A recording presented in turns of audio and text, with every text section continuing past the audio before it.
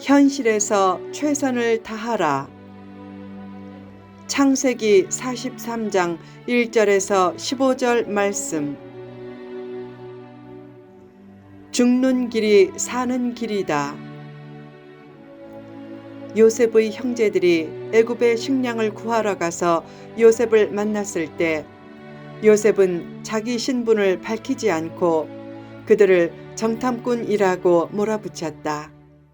그리고 형제들 중 같은 어머니 라헬에게서 난 친동생 베냐민이 보고 싶어서 둘째인 시므온을 인질로 잡고 막내 베냐민을 데려오라는 명령과 함께 그들을 돌려보냈다. 가나안 땅에 돌아온 형제들이 야곱에게 모든 상황을 말하자 야곱은 완강히 베냐민을 보낼 수 없다고 했다. 그때 르우벤이 만약 베냐민을 데려오지 않으면 제 두 아들을 죽이십시오. 제가 책임지고 데려오겠습니다. 라고 해도 야곱은 안 된다고 했다. 얼마 후 애굽에서 가져온 양식이 다 떨어지자 야곱이 아들들에게 다시 애굽에 가서 양식을 조금 사오라고 했다. 유다가 말했다. 막내 베냐민을 데리고 가야 양식을 구해올 수 있습니다. 그래도 선뜻 허락하지 않자 유다가 또 말했다. 베냐민을 데리고 가야 우리 가족들이 다 삽니다. 제가 베냐민을 꼭 데려올 것을 보증하겠습니다. 만약 데리고 돌아오지 못하면 제가 영원히 죄를 지겠습니다. 가장 믿음직한 아들인 유다가 그렇게 나오자 비로소 야곱은 자기 뜻을 꺾고 베냐민을 데리고 가게 허락하면서 말했다. 내가 자식을 잃게 되면 잃으리로다. 야곱이 자식을 잃을 각오까지 하자 비로소 문제 해결의 실마리가 풀렸고 나중에 합력하여 선이 이루어졌다. 그처럼 어려운 문제가 해결되려면 누군가 먼저 희생해야 한다. 문제가 극도로 어려울수록 더욱 희생이 요구된다. 사는 것에 너무 관심을 두면 늘 두려움에 젖어 제대로 살지도 못하게 된다. 반면에 죽기를 각오하면 그때부터 사는 길이 열린다. 야곱이나 에스더처럼 잃으면 잃으리라, 죽으면 죽으리라 하고 각오하면 거칠 것이 없다.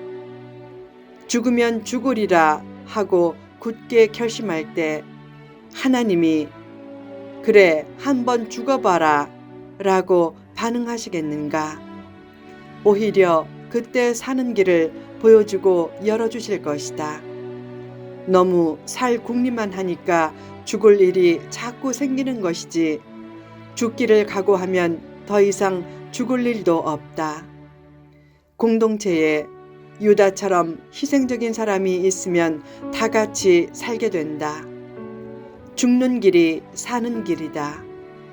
진정으로 죽기를 각오하면 문제와 고민거리가 해결된다. 현실에서 최선을 다하라.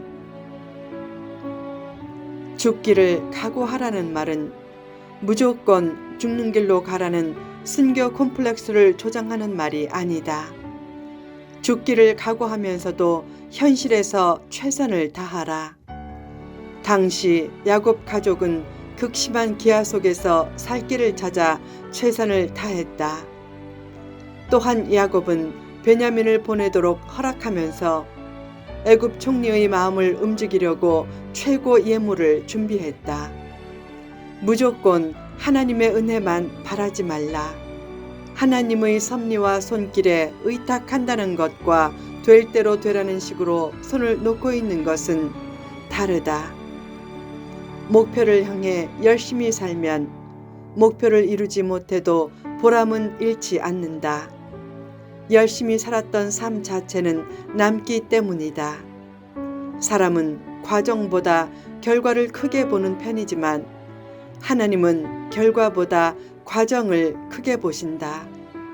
사람의 인정도 기쁨과 보람을 주지만 하나님의 인정은 더욱 큰 기쁨과 보람을 준다. 그 기쁨과 보람은 세월이 흐르거나 역경 중에도 사라지지 않는다. 믿음의 삶이란 하늘만 쳐다보는 삶이 아니라 하늘을 쳐다보면서도 땅의 할 일도 다하는 삶이다. 사람들이 교인에게서 가장 실망하는 것은 땀을 흘리지 않으면서 기뻐한다는 것이다. 땀과 기쁨의 간극이 크면 믿음이 크다고 존중하기보다 정신이 썩었다고 조롱한다. 땀도 없는 기쁨을 추구하면서 불신자의 조롱 대상이 되지 말라. 기쁨을 과시하기보다 기쁨의 삶을 살려고 하라. 열심히 일하면서 기뻐할 때 하나님의 참된 기쁨의 대상이 된다. 또한 그때 내가 성도답게 땀을 흘리며 산다는 자각으로 누구도 빼앗을 수 없는 내면의 기쁨이 넘친다.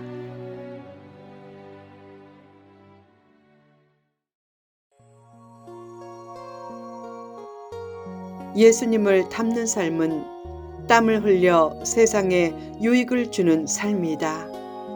많은 다툼과 갈등의 원인이 게으름이다. 거룩한 땀은 오염된 세상 공기를 정화시키는 산소다. 예수님의 삶을 살거나 예수님의 길을 걷지 않고서 예수님을 바라본다는 것은 모순이다. 땀을 멀리하는 하얀 얼굴과 하얀 손을 부끄럽게 여기라. 내가 속한 공동체와 분야에서 최선의 노력을 다하면서 하나님의 손길에 의탁하라. 그런 믿음을 하나님은 참된 믿음으로 보고 움직여 주신다. 왜 기도하는가? 노력도 없이 축복만 달라고 기도하는 것이 아니다. 어떤 노력을 해야 할지 하나님의 뜻을 구하고 그 노력을 지속시킬 수 있는 연료인 거룩한 힘과 능력을 달라고 기도하는 것이다. 문제 해결을 위해 기도하면서도 더욱 세심한 관심을 가지라. 능력이 없어 못하겠다고 하지만 사실상 능력이 없어 못하는 것이 아니라 관심이 없어 못하는 것이다. 가장 큰 문제는 관심의 부족이다. 지속적으로 관심을 가지면 길이 생각난다. 그처럼 길이 생각나고 길이 보이면 이미 상당한 능력을 가진 셈이 된다. 물론 길이 보이는 것 자체로는 불완전하다. 그 길에 구체적으로 개입해 땀을 흘리고 헌신해야 한다. 그래서 그 길이 맞는 길이란 확신을 주려면 먼저 실천하라. 그 길이 맞는 길인 것 같으니까 당신이 한번 해봐 하는 식으로 남에게 요구만 하면 능력도 생기지 않고 문제도 해결되지 않는다.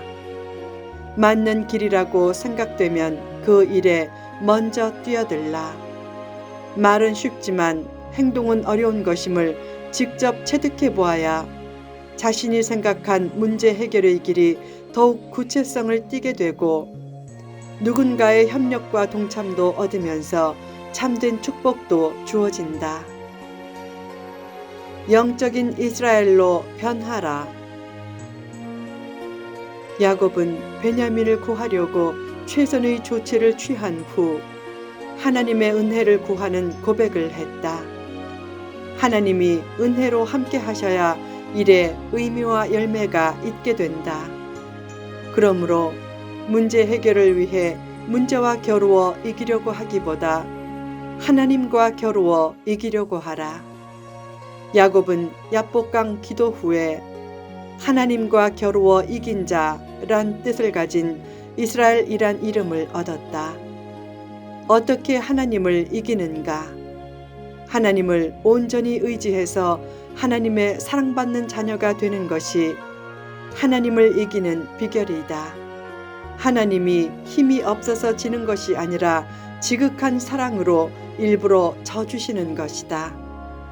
부모는 어린 자녀와 놀면서 억지로 져준다. 힘이 없어서 지는 것이 아니라 자녀가 너무 사랑스러워서 억지로 져주는 것이다. 중요한 것은 하나님의 사랑받는 자녀가 되는 것이다. 하나님을 전폭적으로 신뢰하고 겸허한 모습으로 하나님, 저는 하나님이 없으면 살 수 없어요 하고 고백하면 하나님이 나를 위해 져주신다.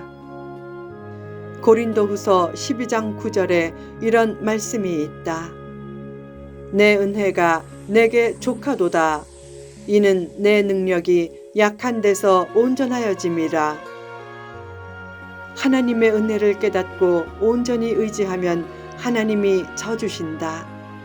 사람들은 주여 주여 라고 하면서 사실상 내가 라고 소리치는 경우가 많다.